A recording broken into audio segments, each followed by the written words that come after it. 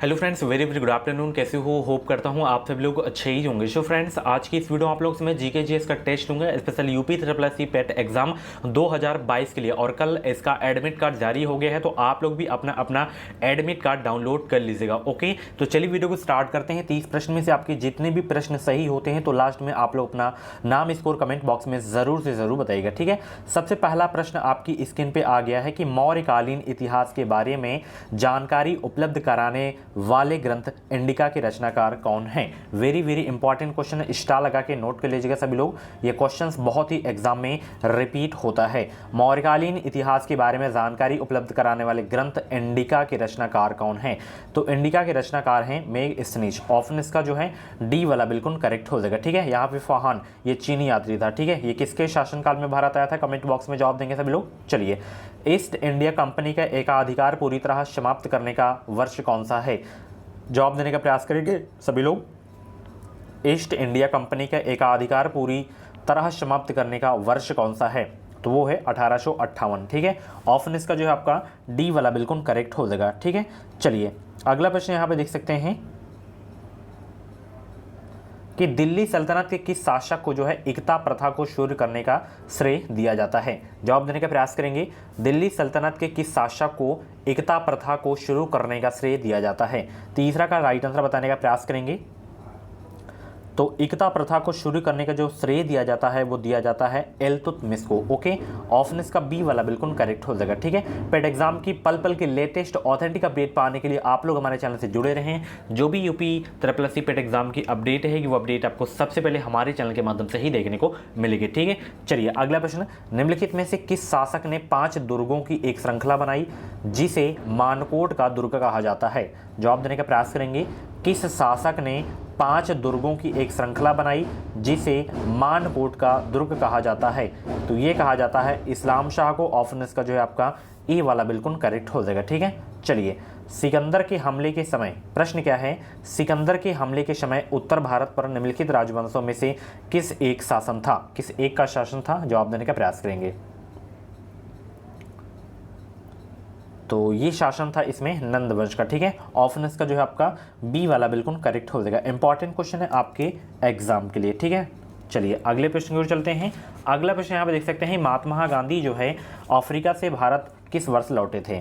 महात्मा गांधी दक्षिण अफ्रीका से किस वर्ष लौटे थे भारत, तो ये लौटे थे 1915 में, ठीक है। ऑप्शन इसका जो है आपका ए वाला बिल्कुल करेक्ट हो जाएगा। चलिए, अगला प्रश्न यहाँ पे देख सकते हैं, निम्नलिखित में से सही तिथिवार नीचे दिए गए कोटों में चुनिए। रॉलेट एक्ट कब आया, साइमन कमीशन कब हुआ, होम रूल आंदोलन कब चालू हुआ, गांधी इरविन समझौता कब हुआ। तो अच्छे से आप लोग इसमें सही तिथिवार के हिसाब से बताइए इसको। राइट आंसर क्या हो जाएगा, मैं सभी के यहाँ पे सन लिखे दे रहा हूँ। जैसे होम रूल आंदोलन, रॉलेट एक्ट हो गया, ठीक है। सबसे पहले यहाँ पे रॉलेट एक्ट दिया है, तो रॉलेट 1919 में आया, ठीक है, 1919 में। और साइमन कमीशन आपका 1927 में आया। गांधी इरविन समझौता 1931 में। होम रूल आंदोलन ये जो है आपका 1916 में, ठीक है। तो सबसे पहले इसमें आपका जो है तीसरा वाला आ जाएगा, ठीक है। तीसरा इसमें है और इसमें है, ठीक है। उसके बाद आपका जो है पहला वाला, ठीक है। उसके बाद दूसरा वाला, उसके बाद ये चौथा वाला, तो डी वाला आपका करेक्ट हो जाएगा 7वां का, ठीक है। सभी क्वेश्चन लिख लीजिएगा। ओके, चलिए, पूर्ण स्वराज की घोषणा के बाद प्रथम स्वतंत्रता दिवस मनाया गया था कब। पूर्ण स्वराज की घोषणा के बाद जो है प्रथम स्वतंत्रता दिवस कब मनाया गया था, ये आपको बताना है। पूर्ण स्वराज की घोषणा के बाद प्रथम स्वतंत्रता दिवस कब मनाया गया था। बहुत ही जबरदस्त प्रश्न है। ये मनाया गया था जो है 26 जनवरी 1930 को, ठीक है। ऑप्शन इसका सी वाला बिल्कुल करेक्ट हो जाएगा। चलिए, अगला प्रश्न, भारत से अंग्रेजों के कदम उखाड़ने के लिए रेड शर्ट्स आंदोलन किसने आरंभ किया था। 9 का जवाब देने का प्रयास करेंगे।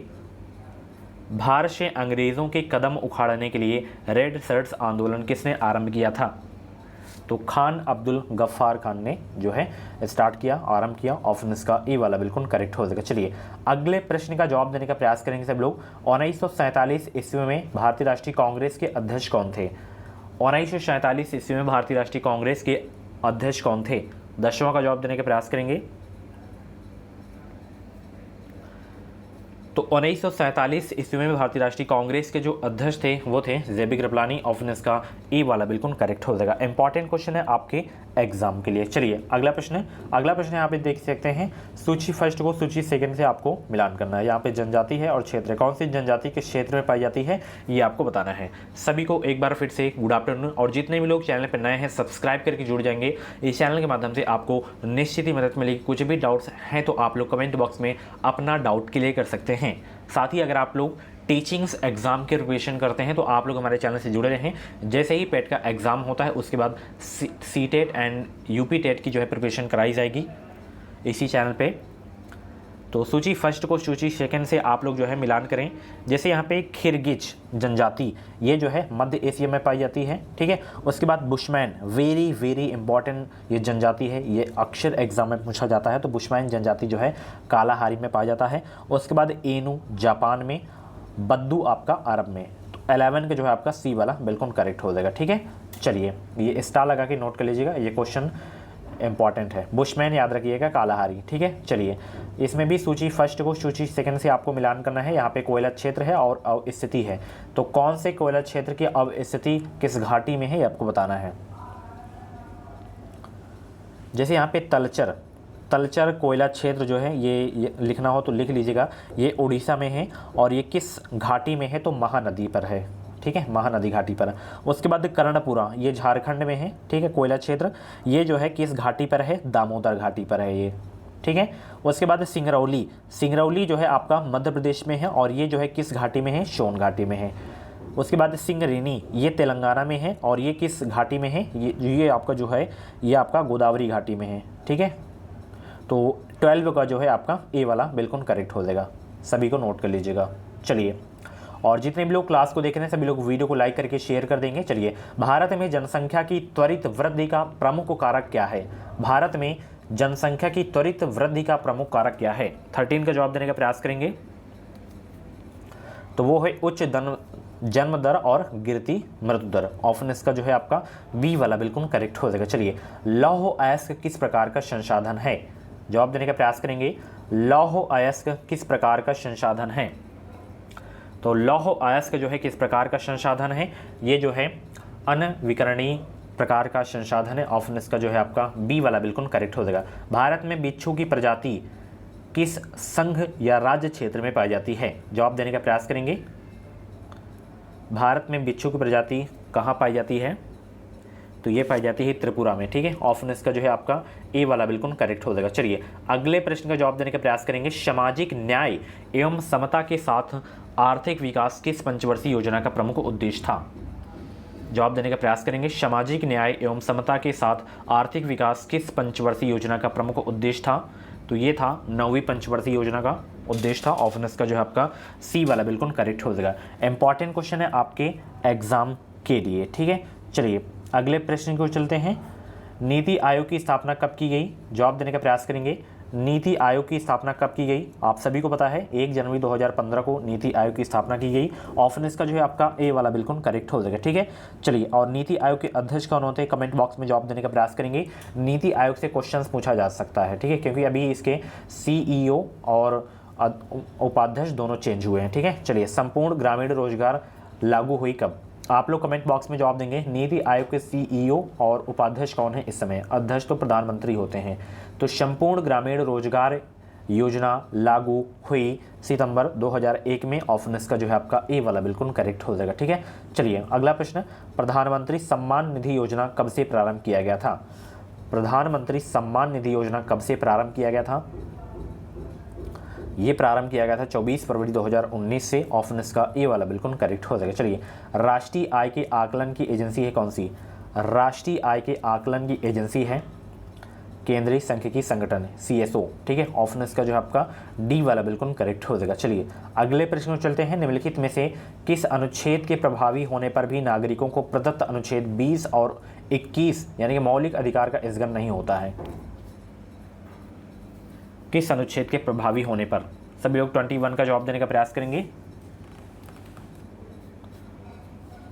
तो ये नहीं होता है अनुच्छेद 352 से, ठीक है। ऑप्शन इसका जो है आपका सी वाला बिल्कुल करेक्ट हो जाएगा, ठीक है। आपातकाल से संबंधित है अनुच्छेद। चलिए किसी राज्य में राष्ट्रपति शासन उस समय लागू किया जाता है जब क्या रहता है? राष्ट्रपति शासन जब लागू किया जाता है। राज्यपाल इस आशय की रिपोर्ट देता है कि संबंधित राज्य का शासन संविधान के अनुसार नहीं चला जा रहा है, तब राष्ट्रपति शासन लगाया जा सकता है। राष्ट्रपति को यह समाधान हो जाता है कि उस राज्य का शासन संविधान के अनुसार नहीं चलाया जा सकता है, तब राष्ट्रपति शासन लगाया जा सकता है। संवैधानिक तंत्र विफल हो जाने पर भी राष्ट्रपति शासन लगाया जा सकता है। तीनों कारण है इसके राष्ट्रपति शासन के, तो उपयुक्त सभी वाला आपका बिल्कुल करेक्ट हो जाएगा। ठीक है, चलिए, धन विधेयक के संबंध में निम्नलिखित में से कौन सा कथन असत्य है?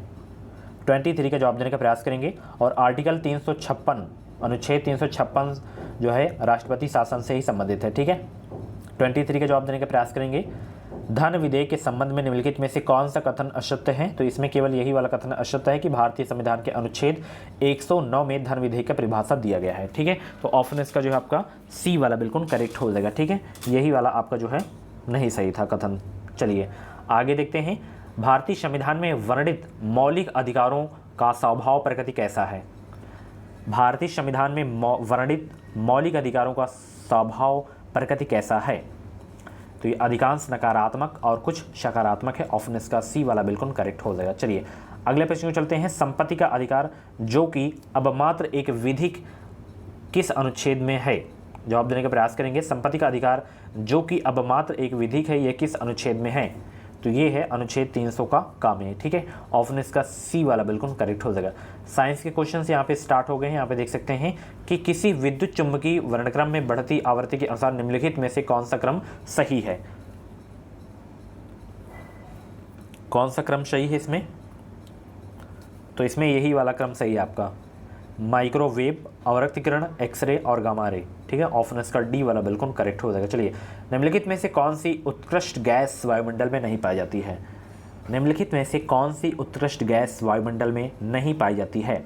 रेडान नहीं पाई जाती है। ठीक है, इसको छोड़कर सभी पाई जाती हैं, जेनान, क्रिप्टॉन, ऑर्गन। चलिए, इनमें से कौन कोलाइड नहीं है? कौन कोलाइड नहीं है? 28 का जवाब देने का प्रयास करेंगे।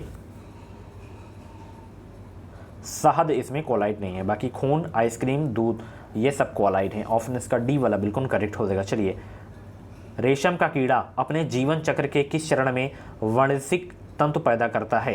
किस चक्र में? 29 का जवाब देने का प्रयास करेंगे। आंसर सोचने का अगर आप लोगों को ज़्यादा समय चाहिए तो आप लोग वीडियो को रोक भी सकते हैं, बट सभी लोग हर क्वेश्चन का जवाब जरूर से जरूर दिया करें। ठीक है,